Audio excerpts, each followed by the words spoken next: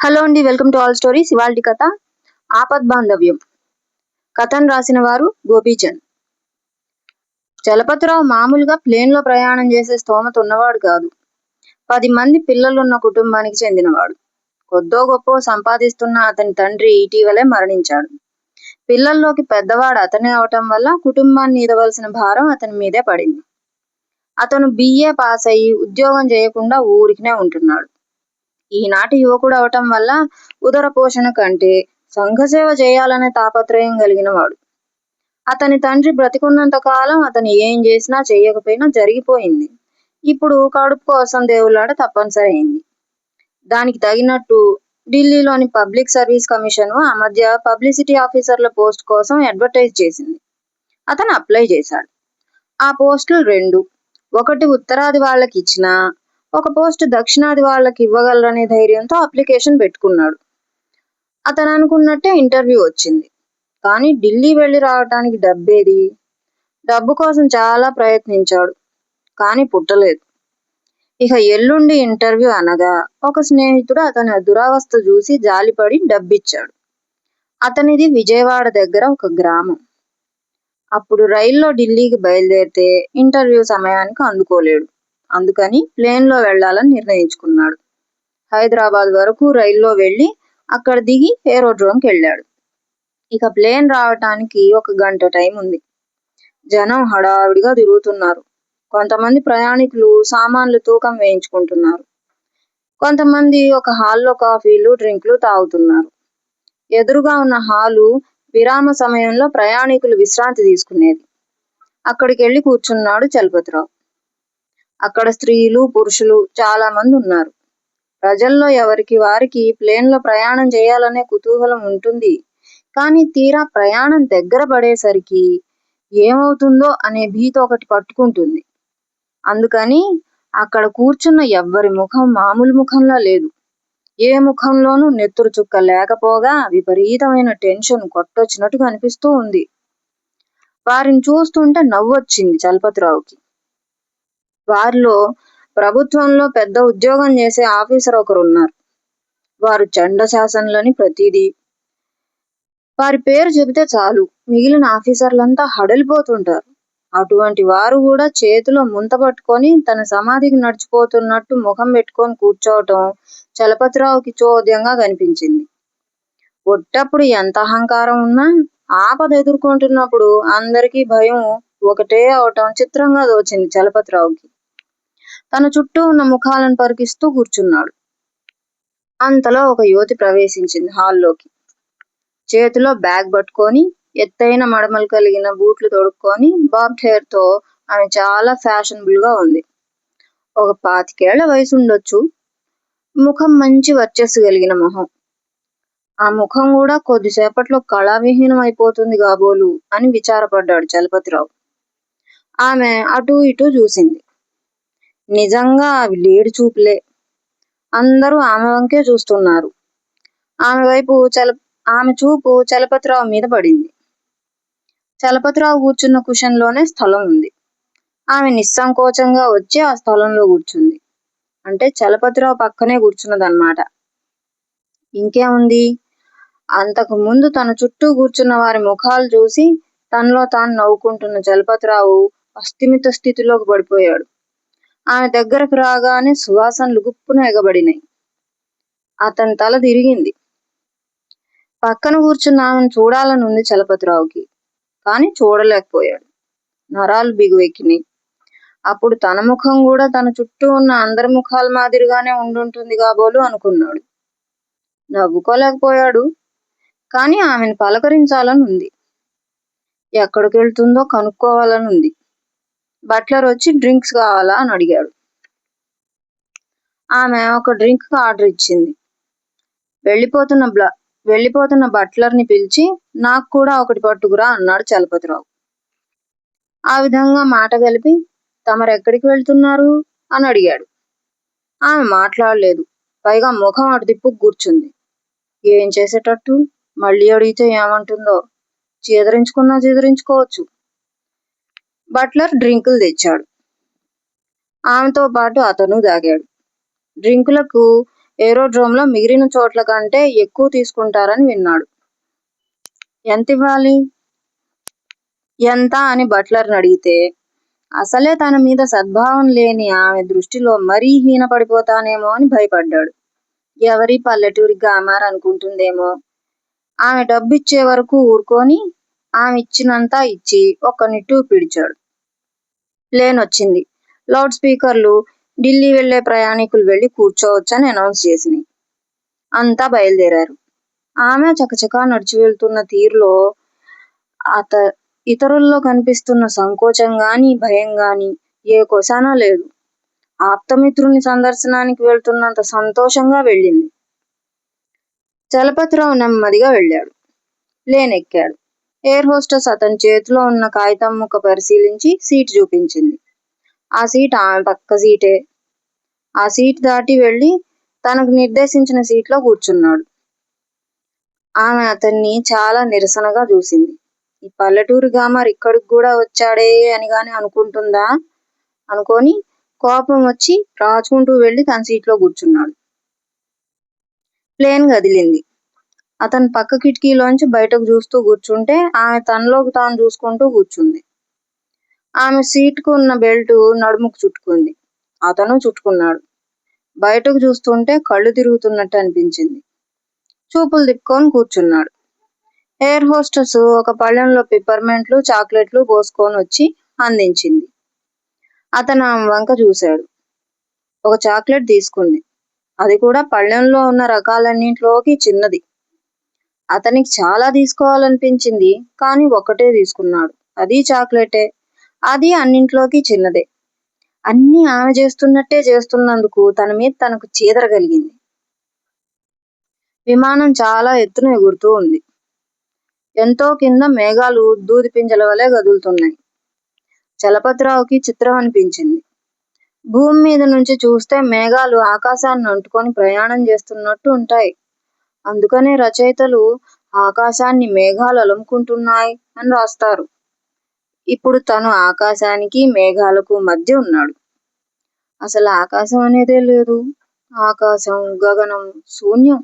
ఇటువంటి తప్పులు మానవులు ఎన్ని చేస్తున్నారో, రచయితలు ఎన్ని రాస్తున్నారో. అయినా ఈ తప్పుల వల్ల ప్రపంచం బాధపడుతున్నట్టే లేదు. దాని ధోరణిలో అది నడిచిపోతూ ఉంది. ఈ ప్రపంచానికి తప్పులను ఇముడ్చుకొని జీర్ణించుకొని బ్రతికే శక్తి ఉంది అనుకున్నాడు చలపతిరావు. అది కొంచెం ఇటు తిప్పండి అన్నదామె. ఏది అన్నాడు చలపతిరావు. ఆమె కంఠధ్వనికి ఉలికిపడి ఆమె తనను పలకరిస్తుందని అసలు అతను అనుకోనే లేదు. అదే అని గాలి వచ్చే బుగ్గను చూపించింది. ప్రతి సీటుకి పక్కన గోడకు గాలి వచ్చే బుగ్గలు 2 ఉండటం అతను అంతకు ముందే చూశాడు. ప్రయాణికులు వాటిని తమ వైపుకు తిప్పుకోవటం కూడా చూశాడు.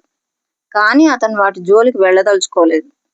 ఏం చేయబోయి ఏం చేస్తానో అనే భయంతో, ఏం చేస్తే ఏమవుతుందో అనే భయంతో. ఇప్పుడు ఆ బుగ్గలను తన వైపుకు తిప్పమంటూ ఉందే. అసలే ఆమె మీద కోపంగా ఉందేమో. మీరే తిప్పుకోండి అన్నాడు చలపతిరావు. ఆమె తిప్పుకు కూర్చుంది. అతను మళ్లీ కిటికీలో నుంచి బయటికి చూశాడు.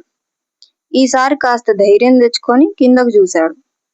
భూమి మీద ఉన్న పెద్ద పెద్ద ఊళ్ళు బొమ్మరిళ్లలాగా అవుపించినాయి. భూమి మీద ఉంటే ఆ ఊళ్ళే గొప్పవిగా కనిపిస్తాయి. పెద్ద పెద్ద సౌధరాజాలుగా కనిపిస్తాయి. ఆకాశం మీద నుంచి చూస్తే అనంతంగా కనిపిస్తున్న భూమి మీద ఈ ఊళ్ళు సముద్రంలోని కాకిరెట్టలాగా, సున్నపిడతల్లాగా కనిపించి హాస్యాస్పదంగా ఉన్నాయి. ఇక ఆ ఊళ్ళల్లో నివసించే మనుషుల సంగతి వేరే చెప్పాలా? మానవుడు ఎంత అల్పజీవో అప్పుడు తట్టింది చలపతిరావుకి. భూమి మీద నిలబడి తనకు కనపడేంత వరకే నిజం అనుకొని, అంతా తన మీదుగానే నడుస్తూ ఉందనుకొని భ్రమపడి దురహంకారం పెంచుకుంటాడు. కానీ నిజంగా అతనొక్క నలుసు. ఆ సంగతి ఆకాశం నుంచి చూస్తే ఇట్లే బోధపడుతుంది. మానవుడు ఒట్టి నలుసు, నలుసులో నలుసు అనుకుంటూ ఉన్నాడు. ఎయిర్ హోస్టెస్ ముఖంలో ముఖం పెట్టి టీయా కాఫీయా అని అడిగింది ఆమెను. ఆమె కాఫీ అన్నది. అదేవిధంగా చలపతిరావుని అడిగింది. చలపతిరావుకి అంతెత్తున టీ కాఫీలు ఇస్తారని తెలీదు. అప్రయత్నంగా టీ అన్నాడు. మరుక్షణం తన పక్క కూర్చున్న ఆమె అడిగింది అతను అడగనందుకు చాలా సంతోషించాడు. ఎయిర్ హోస్టెస్ ఆమెకు కాఫీ, అతనికి టీ తెచ్చిచ్చింది. ఆ క్షణం ఆమె అమృతం పంచిపెడుతున్న దేవతలాగా కనిపించింది అతనికి. సన్నగా, చక్కగా ఉంది. ఎప్పుడూ చిరునవ్వు నవ్వుతూ ఉంది. తొణుకు బెణుకు లేకుండా పలకరిస్తుంది. ముచ్చటగా మాట్లాడుతుంది. ఇంకేం కావాలి? థ్యాంక్స్ అన్నాడు ఆమె అందించిన టీ కప్ అందుకుంటూ. టీతో పాటు ఆమె కొన్ని బిస్కెట్లు కూడా ఇచ్చింది. ముందు సీటు వెనక భాగాన ఉన్న బల్లపరిచింది. అది టేబుల్ లాగా ఉపకరిస్తుందని గ్రహించాడు చలపతిరావు. బిస్కెట్ల ప్లేట్లు, టీ కప్పు దాని మీద పెట్టుకున్నాడు. చల్లగా ఉండటం వల్ల, భయం వల్ల కలిగిన టెన్షన్ వల్ల గాని టీ అమృతప్రాయంలా ఉంది చలపతిరావుకి. అంతెత్తున టీ తాగే అదృష్టం దొరికినందుకు విధిని మెచ్చుకున్నాడు. ఆమె కాఫీ ముగించింది. ఎంత నెమ్మదిగా తాగినా తానే ముందు ముగించాడు. ఎయిర్ హోస్టెస్ కప్పులు, ప్లేట్లు పట్టుకొని పోయింది. ముందు సీటు వెనక భాగంలో ఉన్న బల్లల్ని మూసేసింది. ప్లేన్ కిందకు దిగుతూ ఉంది. ఆమె ఏదో ఆలోచిస్తూ ఉంది. కాస్త కలవరపడుతూ ఉందనిపించింది చలపతిరావుకి. ఎందుకు కలవరం? ప్లేన్ నాగ్పూర్ ఏరోడ్రోమ్లోకి దిగింది. ప్రయాణికులందరూ దిగారు. అకస్మాత్తుగా ఆమె పలకరించింది. మీరిక్కడ దిగుతున్నారా అన్నది. లేదు అన్నాడు. ఢిల్లీ వస్తున్నారా అన్నది. అవును అన్నాడు. ఇంకేదో అడుగుదామని కాసేపు తచ్చాడి ఆమె కూడా ప్లేన్ దిగి బయటికి వెళ్ళిపోయింది. ప్లేన్ మళ్లీ బయలుదేరే వరకు విశ్రాంతి తీసుకోవటానికి గాను ప్రయాణికులు దిగారని తెలుసుకొని తాను దిగాడు చలపతిరావు. ఉన్నట్టుండి ఆమెలో ఇంత మార్పు ఎందుకొచ్చిందో అతనికి అర్థం కాలేదు. ఏమీ తోచక పుస్తకాల షాప్ ముందు చూస్తూ నిలబడ్డాడు. కాసేపటికి ఆమె కూడా వచ్చింది. డ్రింక్ తాగొచ్చిందని గ్రహించాడు చలపతిరావు. నేను ఢిల్లీ వస్తున్నాను అన్నది. అతనికి ఏం సమాధానం చెప్పాలో తోచక మెదలకుండా ఉన్నాడు.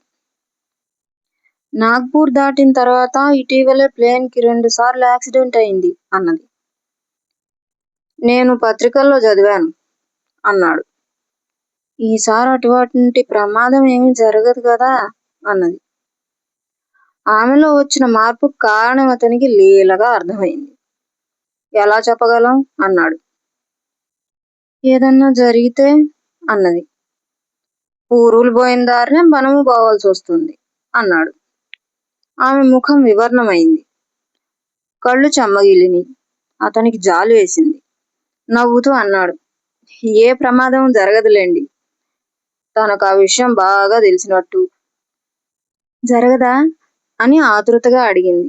ప్రమాదాలు జరగటం జరగకపోవటం అతని చేతుల్లోనే ఉన్నట్టు. జరగదు అన్నాడు. థ్యాంక్స్ అన్నది. ఆమె ఒక నవల కొనుక్కుంది. లౌడ్ స్పీకర్ ప్రయాణికుల్ని ప్లేన్లోకి వెళ్ళి కూర్చోమని చెప్పింది. అంతా వెళ్ళారు. ఎవరి సీట్లలో వారు యథాప్రకారం కూర్చున్నారు. ప్లేన్ ఢిల్లీ పయనమైంది. రొప్పుకుంటూ, రొద చేసుకుంటూ. ఆమె ప్రాణాలు బిగబట్టు కూర్చుంది. ఆమె మనసులో చెలరేగుతున్న ఆలోచనలను మర్చిపోవటానికి గాను మీరు ఏ పని మీద ఢిల్లీ వెళ్తున్నారు అని అడిగింది. ఉద్యోగం కోసం అని చెప్పాడు. ఏ ఉద్యోగం అని అడిగింది. అతను చెప్పాడు. ఆమె కొంచెం సేపు ఆలోచించి నేను సహాయం చేయగలను అన్నది. ఢిల్లీలో ఒక ప్రభుత్వోద్యోగిని తాను ఎరుగుదునని, ఆయనతో రికమెండ్ చేయించగలనని చెప్పింది. థ్యాంక్స్ అన్నాడు చలపతిరావు. అనుకోకుండా వచ్చిన ఈ సహాయానికి మనసులో చాలా సంతోషపడ్డాడు. ఢిల్లీలో మీరెక్కడ దిగుతారు అని అడిగింది. ఇంకా ఏమీ అనుకోలేదు అన్నాడు. మీకు అభ్యంతరం లేకపోతే నాతో రండి. నేను ఒక మిత్రుని ఇంట్లో బస చేస్తున్నాను.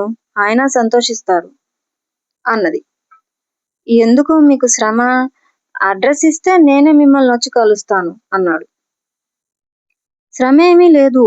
అక్కడ హోటళ్లలో గదులు దొరకటం కష్టం. పైగా ఆ తిండి మనకు పడదు. నా మిత్రుని తరపున మిమ్మల్ని నేను ఆహ్వానిస్తున్నాను అన్నది. థ్యాంక్స్ అండి, అలాగే వస్తాను అన్నాడు. ప్లేన్ ఆకాశం ఎత్తున లేచి వెళ్తూ ఉంది. ఆమె కాసేపు మాట్లాడకుండా కూర్చుంది. ఇటీవల జరిగిన ప్లేన్ యాక్సిడెంట్లను గురించి ఆమె ఆలోచిస్తూ ఉందని గ్రహించాడు చలపతిరావు. ఆ యాక్సిడెంట్లు ఈ ప్రాంతాలే జరిగినవని పత్రికల్లో చదివినట్టు గుర్తు. నవల తీసింది.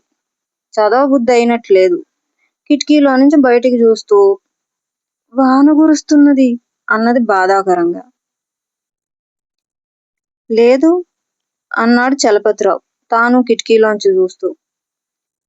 అటు కిందికి చూడండి వేలు పెట్టి చూపించింది. నిజమే, ముసురు కప్పుకొని భూమి కనిపించటం లేదు. అప్పుడు చలపతిరావుకి జ్ఞాపకం వచ్చింది. మేఘాలు వర్షిస్తాయని, మేఘాలకు పైగా తాము ప్రయాణం చేస్తున్నామని. మేఘాలకు పైగా ప్రయాణం చేస్తున్న తమకు దగ్గరగా వర్షం కురిసే అవకాశం లేదు.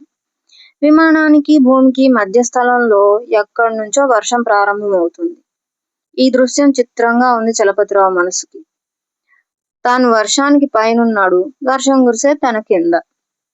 వర్షం కురిసేది కింద కదా, మనకేమి అన్నాడు. ప్లేన్ దిగటం కష్టమవుతుంది. వర్షం ఎక్కువగా కురుస్తుంటే దిగవలసిన స్థలం పైలట్ కి కనపడదు అన్నది విచారంగా. అప్పుడు ఏం చేస్తాడో అన్నాడు. ఇంకొక చోటికి వెళ్తాడు. అక్కడ వర్షం కురుస్తుంటే మరింకొక చోటికి. ఈలోగా పెట్రోల్ అయిపోవటమో ఇంకేదన్నానో జరిగితే అన్నాడు. రిస్క్ తీసుకొని ప్లేన్ దింపుతాడు. ఈ మాటకు చలపతిరావుకు కూడా కొంచెం భయం వేసింది. ఇంటి దగ్గర తనకు ఉద్యోగం వస్తుందని, తమ కష్టాలు గడుస్తాయని, పిల్లల్ని చుట్టూ కూర్చోబెట్టుకొని ఎదురు చూస్తున్న తల్లి జ్ఞాపకం వచ్చింది. అతను చెల్లించాడని గ్రహించింది ఆమె. మానసిక సాన్నిహిత్యం ఎక్కువైంది. అతని వైపుకు తనకు తెలియకుండానే జరిగింది. ఒక్క నిట్టూర్పు పిడిచింది. ఆ నిట్టూర్పు అతని కంఠానికి వేడిగా తగిలింది. ఏం కానున్నదో అన్నది. మనకేం తెలుస్తుంది అన్నాడు చలపతిరావు. ఒక్కసారి ప్లేన్లో ఉన్న ప్రయాణికులందరినీ కలిగి చూశాడు. అందరూ భయంతో బిర్రబిగుసుకొని కూర్చున్నట్టే కనిపించారు. ఎదుటివారు పక్కవారితో మాట్లాడటానికే భీతావహంతో ఉన్నారు. అందరూ శ్మశానానికి పయనిస్తున్న ముఖాలతో కూర్చొని ఉన్నారు, భయంతో బిత్తర చూపులు చూస్తూ. బిగదీసుకొని పోయి ఉన్న ఇన్ని ముఖాల్ని అతను ఇంతకు ముందు ఎన్నడూ చూసి ఉండలేదు. ఎవరి మరణగీతం వారే ఆలకిస్తున్నట్టున్నారు. మీకెవరున్నారు ఇంటి దగ్గర అని అడిగింది ఆమె. అమ్మ అన్నాడు చలపతిరావు. అతనికి తెలియకుండానే అతని కంఠం గాద్గదికమైంది. ఆ ధ్వనికి అతని నరాలు సడలినాయి. మీకో అని అడిగాడు అదే కంఠస్వరంతో. మా ఆయన అన్నది. ఇంకా మాట్లాడలేకపోయింది. కళ్ళ వెంట నీరు జలజలా ప్రవహించింది. ఊరుకోండి అన్నాడు అప్రయత్నంగా. ఆమె చెయ్యి మీద చెయ్యి వేశాడు ఓదార్పుగా. అతని శరీరం జలధరించింది. నెమ్మదిగా నిమిడాడు. ఆమెకు అదేమీ విపరీతంగా కనిపించలేదు. నెమ్మదిగా పమిటి చెంగుతో కన్నీరు అద్దుకుంది. ఏమవుతుందో అన్నది. ఏమీ కాదు అన్నాడు చలపతిరావు ఆమె వేళ్ళు సవరిస్తూ. అంతలో ప్రయాణం చేస్తున్న ప్లేన్ నుంచి వింత ధ్వని. అది మెల్లగా బయలుదేరి క్రమక్రమేణా పెద్దదయింది. అంతా నిలువుగుడ్లేసుకొని చూస్తున్నారు. సూట్ వేసుకున్న పెద్ద ఉద్యోగి కంగారుగా లేవబోయి ప్లేన్ ఊపికి మళ్లీ చతికిలపడ్డాడు. ఎయిర్ హోస్టెస్ చిరునవ్వు నవ్వుకుంటూ అతని దగ్గరికి వెళ్ళింది. ఏమిటది అని అడిగాడు ఎయిర్ హోస్టెస్ను. మరేం లేదు, భయపడకండి అంది ఆమె. చలపతిరావు విన్నాడు, పక్కనున్న ఆమె విన్నది. ఎక్కడ బెంబేలు పడిపోతామోనని వాళ్ళు అలాగే అంటారు అన్నది చలపతితో. అయితే మనం ప్రమాదానికి గురైనట్టేనా అన్నాడు. ఇంకా అడుగుతున్నారా అని వెక్కి వెక్కి ఏడవటం మొదలెట్టింది. ఊరుకోరు, నా మాట వినరు అని సముదాయించాడు చలపతిరావు ఆమె చేతిని పూర్తిగా తన చేతిలోకి తీసుకుంటూ. మరణించవలసి వస్తే తమతో పాటు సూట్ వేసుకొని కంగారు పడుతున్న ఆ ప్రభుత్వోద్యోగి కూడా ఉన్నాడనే సంతోషం అతని మనసులో చటుక్కున మెరిసింది. పైగా అతను ఒంటరి చావు చస్తాడు.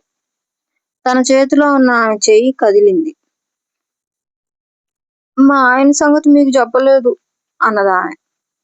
అవును అన్నాడతను విచారంగా. నన్ను చాలా హింసించాడు. నా మనసును ముక్కల కిందకు తరిగాడు. ఆయన నల్లగా ఉంటాడు. అందుకని ఆయనంటే నాకిష్టం లేదని ఆయన అనుమానం. చివరికి విసిగి ఆత్మహత్య చేసుకుందాం అనుకున్నాను. ఆ సమయంలో తటస్థపడ్డాడు. దేవుడు ప్రత్యక్షమైనట్టు అయ్యారు అన్నది. ఎవరు అని అడిగాడు చలపతిరావు విచారంగానే. కృష్ణానందం. ఇప్పుడు నేను వెళ్ళేది ఆయన దగ్గరికే అని ఏడవటం మొదలుపెట్టింది. ఆమె అంత భయపడిపోవటానికి కారణం చలపతిరావుకి అప్పుడు పూర్తిగా అర్థమైంది.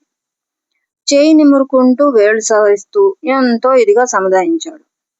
ఆపత్కాలంలో అందరి నోటి నుంచి వెలువడే మాటలే అతని నోటి నుంచి వచ్చినాయి. భగవంతుడు ఉన్నాడు, మనం సురక్షితంగా చేరతాం అని. ఆ మాట అన్నాడో లేదో విమానం ఒక్క కుదుపు కుదిపింది. ఏ క్షణం పల్టీ కొడుతుందో అన్నంత ఒడిదుడుకులుగా ప్రయాణం మొదలుపెట్టింది. విమానం అంతా గందరగోళం అయింది. సూట్లో ఉన్న పెద్ద ప్రభుత్వోద్యోగి అమ్మో అని బిగ్గరగా ఆక్రోశించి లేచి నిలబడ్డాడు. ఆయన కేకతో విమానం దద్దరిల్లిపోయింది. ఆమె చలపతిరావు కంఠం కావలించుకొని పెద్ద పెట్టున ఏడవడం ఆరంభించింది. నా జీవితం ఇట్లా అంతం కావాల్సిందేనా? కృష్ణానందం గారిని చూసే ప్రాప్తం లేదా ఈ జన్మకి అని అడుగుతూనే ఉంది. చలపతిరావుకి ఏం చెప్పాలో తెలియక తల నిమురుతూ కూర్చున్నాడు. చెక్కిళ్ళు కూడా నిమిరాడు. నా మాట నమ్మండి, మనకి ఏ ఇబ్బంది రాదు అంటూనే ఉన్నాడు. అంతలో విమానం దేరుకుంది. ఎయిర్ హోస్టెస్ ఎక్కడి వారిని అక్కడ కూర్చోబెట్టే ప్రయత్నంలో ఉంది. ప్రమాదం ఏదీ లేదు, ఎవరూ కించిత్ కూడా భయపడవలసిన అవసరం లేదు అని లౌడ్ స్పీకర్లో చెప్పింది. ప్రమాదం లేదా అని వణికిపోతూ బిగ్గరగా కేక వేసి అడిగాడు సూట్లో ఉన్న ఆ పెద్ద ప్రభుత్వోద్యోగి. లేదు అని నమ్మకంగా చెప్పింది ఎయిర్ హోస్టెస్. అంతా ఒక నిట్టూర్పు విడిచారు. ప్రభుత్వోద్యోగి సీట్లోకి నెమ్మదిగా జారుకున్నాడు. కాని ఆమె మాత్రం చలపతిరావు భుజం మీద నుంచి తల తీయలేదు. కన్నీటితో అతని భుజం తడుపుతూనే ఉంది. చూడండి, ప్రమాదం లేదుట, ప్లేన్ మామూలుగానే ప్రయాణం చేస్తుంది అని అతను అంటూనే ఉన్నాడు. ఆమె మాత్రం కన్ను విప్పలేదు. దూరాన్నించి ఈ పరిస్థితి చూసి వేడి కాఫీ పట్టుకొని వచ్చింది ఎయిర్ హోస్టెస్. చలపతిరావు భుజం మీద తల అంచి కంఠాన్ని కావలించుకొనున్న ఆమెను లేపి బలవంతంగా కాఫీ తాగించింది. తల పైకెత్తి కాస్త కాస్త చొప్పున నోట్లో పోసింది.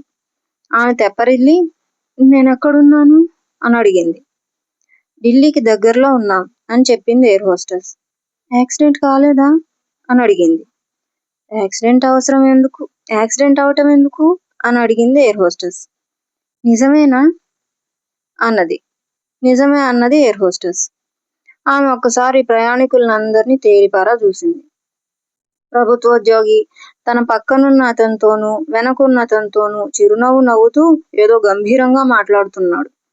ఏ పరిస్థితుల్లోనైనా మనిషి నిబ్బరం కోల్పోకూడదని ఆ మాటల సారాంశం. మరి వర్షము అన్నదామె. తగ్గిపోయింది అని చెప్పింది ఎయిర్ హోస్టెస్. ఇందాకెందుకు అంత గందరగోళమైంది అని అడిగింది. ప్లేన్ కాస్త ట్రబుల్ ఇచ్చిన మాట నిజమే అని చెప్పింది ఎయిర్ హోస్టెస్. మళ్ళీ ఇవ్వదని నమ్మకం ఏమిటి అన్నది. ఇక ఇవ్వదు. అదీ కాకుండా ఢిల్లీకి దగ్గరగా వచ్చాం.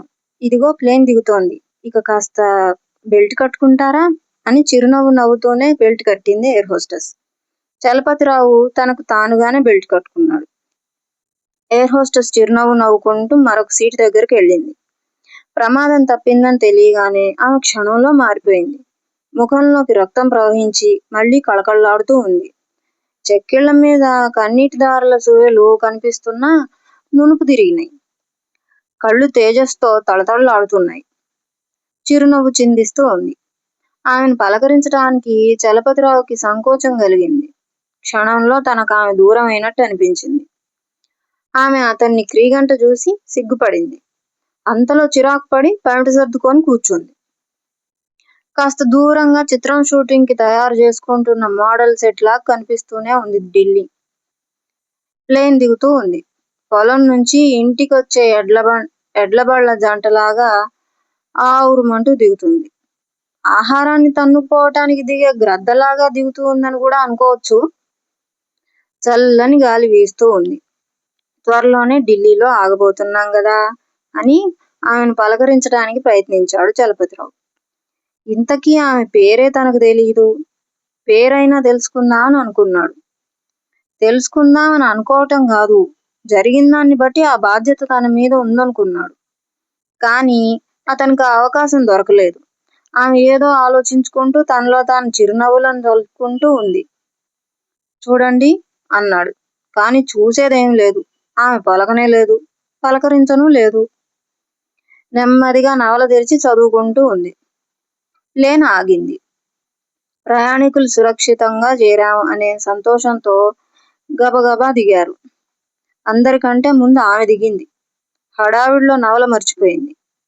ఆ నవల తీసుకుంటూ ఉన్నట్టుండి ఆమె ఎందుకంత ముడుచుకుపోయిందా అని ఆలోచించుకుంటూ చలపతిరావు దిగాడు.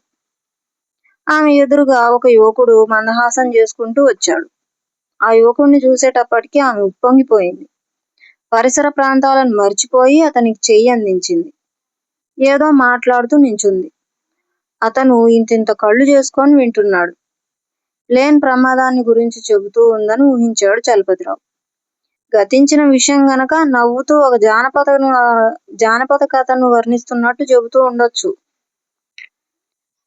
ఇప్పుడు తనేం చెయ్యాలనేది పెద్ద సమస్య అయింది. ఆమె తనతో పాటు తన మిత్రుడి ఇంట్లో ఉండొచ్చు అని చెప్పింది. కనీసం చెప్పైనా వెళ్దామని వాళ్ళ దగ్గరకు నడిచి నిలబడ్డాడు. పుస్తకం ఇవ్వవలసిన బాధ్యత కూడా ఒకటి ఉన్నది కదా. నాతో ఏమన్నా పని ఉందా అని అడిగాడు ఆ యువకుడు. లేదు అని తల ఊపి ఆమె వంకకు చూశాడు. ఆమె ఏదో ఒకటి తేల్చి చెబుతుందని ఆశపడ్డాడు. ఆమె ఒక పర్యాయం అతన్ని నఖశిఖ పర్యంతం చూసింది. అంతే, ఎరగనట్టు ముఖం తిప్పేసుకుంది.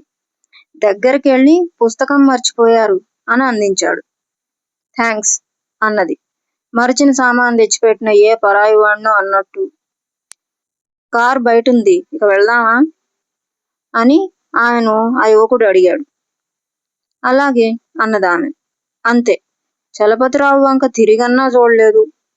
వాళ్ళిద్దరూ చట్టాపట్టాలు పట్టుకొని బయటకు నడిచి వెళ్ళిపోయారు. చలపతిరావు నిర్విఘ్నుడై చూస్తూ నిలబడ్డాడు. ఆమె చెప్పిన కృష్ణానందం అతనేనని గ్రహించడానికి అతనికి ఎక్కువసేపు పట్టలేదు. అయితే మాత్రం తన్నింత నిర్లక్ష్యం చేయవలసిన అవసరం ఏముంది? అంత గాఢమైన గతాన్ని అంత తేలికగా ఎలా తుడిచివేయగలిగింది? తన పరిచయాన్ని అంగీకరించటానికి ఆమె సిగ్గు, బాధ పడుతున్నట్టు కనిపించింది. ఎందుకు? తన తప్పేముంది? కాళ్ళు ఈడ్చుకుంటూ బయటకు బయలుదేరాడు చలపతిరావు. కథ నచ్చితే లైక్ చేయండి, షేర్ చేయండి, సబ్స్క్రైబ్ చేయండి అండ్ కమెంట్ చేయండి. అండ్ ఇంకా గోపీచంద్ గారి కథల కోసం మీరు క్లాసిక్ బుక్స్ వాళ్ళని సంప్రదించవచ్చు. వారి నంబర్ నేను కమెంట్ సెక్షన్లో ఇస్తాను. Thank you for watching.